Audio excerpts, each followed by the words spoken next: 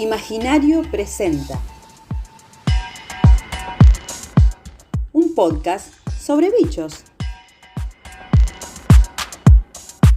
Fernando Momo, biólogo y director de Imaginario, nos cuenta algunas curiosidades sobre los bichos.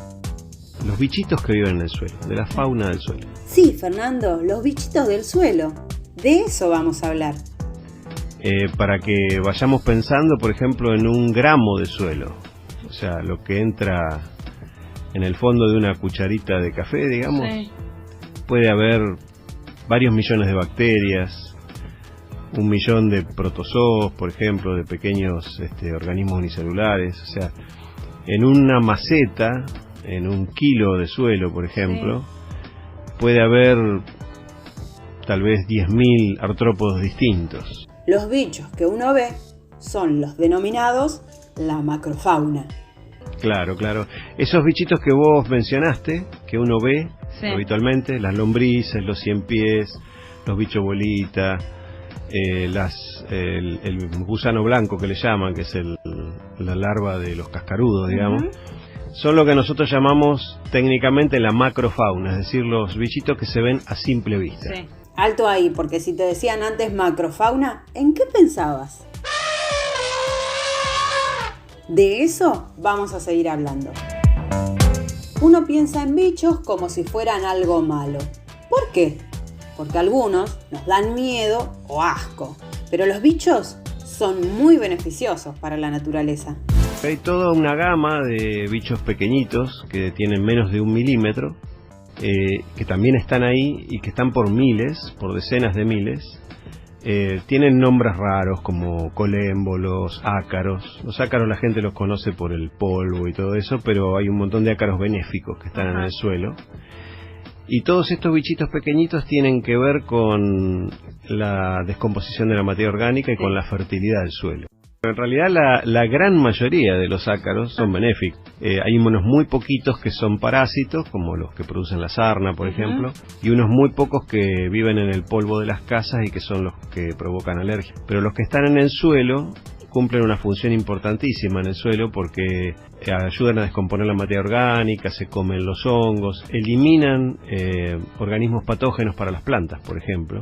Entonces forman parte de todo ese ecosistema y son la gran mayoría, lo mismo que la amplia mayoría de los insectos, son benéficos o no tienen ningún efecto sobre nosotros, pero sí sobre los sistemas en los que habitan, ¿no?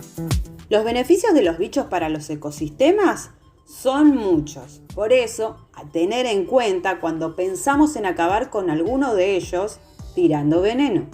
Claro, cada vez que uno aplica un agroquímico, generalmente lo aplica o se aplica en la producción agropecuaria para matar algún organismo que se considera plaga, que hace algún daño o que compite con nosotros porque se come la misma planta que nosotros queremos comer, digamos.